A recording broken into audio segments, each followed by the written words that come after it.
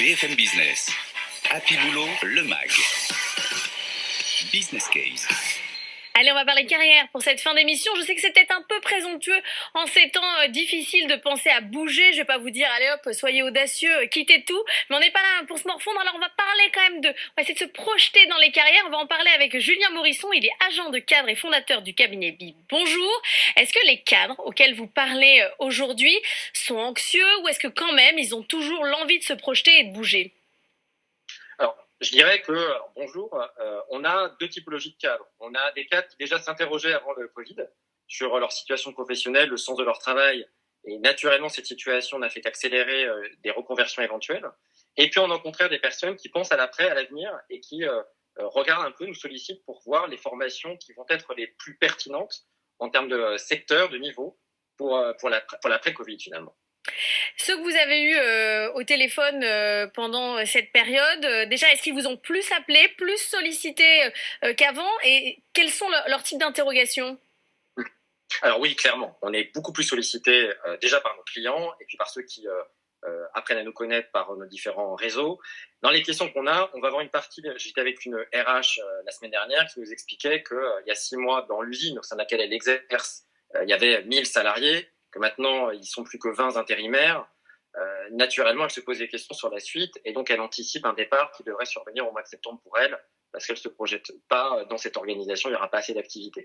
Donc elle, typiquement, on va être pallié à ses angoisses ou ses inquiétudes, mais parallèlement, il peut y avoir aussi notre directrice digitale avec qui on était en échange la semaine dernière, qui pense aller en province et qui dit « moi j'ai réussi à travailler à Paris à distance et donc finalement je peux tout à fait aller déménager ailleurs ». Donc je dirais que les situations, elles vont pas tout à fait être les mêmes et les manières de les appréhender non plus.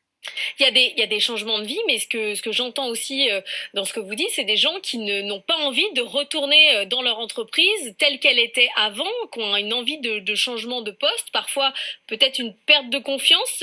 Quel discours ils ont, vos cadres ? Alors, on a soit des gens qui se posent la question du sens. Alors, je ne pensais pas au démarrage, vous m'auriez posé la question il y a 6 mois, j'aurais été circonspect. Mais là, beaucoup moins, on a vraiment des cadres qui se posent la question du sens de leur job. Parce que finalement, pendant 2 mois, l'entreprise a plus ou moins tourné. Et certains se disent, mais finalement, mon job n'est pas vraiment utile et donc je veux faire autre chose. Ça passe par un changement complet. Ça, c'est le cas d'un directeur juridique qui veut travailler dans l'associatif. Donc, on est vraiment dans un changement total.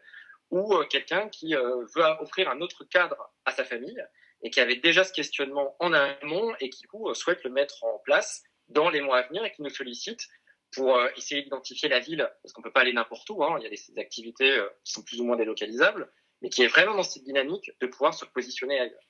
Donc on va vraiment avoir ces typologies-là. Ils se sont formés pendant la période de confinement, j'ai vos cadres comme si vous appartenez, mais ceux que vous suivez ? C'est très intéressant puisque oui, en fait, ce qui est plutôt très probant, je trouve que c'est une des grandes valeurs pour les cadres, c'est que là, je pense qu'ils ont pris conscience. Un nous disait qu'on a vraiment mis les 2 pieds dans le 21e siècle et que naturellement, il y allait avoir des fonctions qui allaient devenir rois et reines. On a l'exemple de quelqu'un qui s'est formé, qui est un directeur marketing, qui s'est formé au codage, pour qu'ils comprennent en fait les enjeux futurs et qui l'a mis à profit et qui candidate maintenant dans les startups. On en a un autre qui nous a demandé, il m'a envoyé une liste de MBA. Et il me dit, voilà, à compter du mois de septembre, qu'est-ce que tu penses est-ce qu'il y a un secteur, est-ce qu'il y a une formation que tu me préconises plus par rapport au marché avec lequel tu as forcément plus d'acquaintance que moi. Donc oui, la formation, l'utilisation du CPF, par exemple. Beaucoup ont débloqué, ont profité du CPF pour se former aux langues, à des formations techniques, parce qu'ils se rendent compte qu'il y a des métiers qui auront naturellement moins de sens dans les mois et années à venir. Tout à fait. Merci beaucoup Julien Morisson, vous êtes fondateur du cabinet BIB, agent de cadre. Si vous avez des envies de mouvement, voilà, il y a des agents de cadre, ça existe. Peut-être que vous ne saviez pas que ce métier-là existe. En tout cas, merci d'être avec nous. C'est à la fin de cette émission. On se retrouve la semaine prochaine. On recevra des DRH et on essaiera encore une fois de faire mieux ensemble au sein de l'entreprise et d'appréhender le travail de demain. Merci à tous et bon week-end. BFM Business, Happy Boulot, le MAG. L'émission qui vous sort de votre boîte.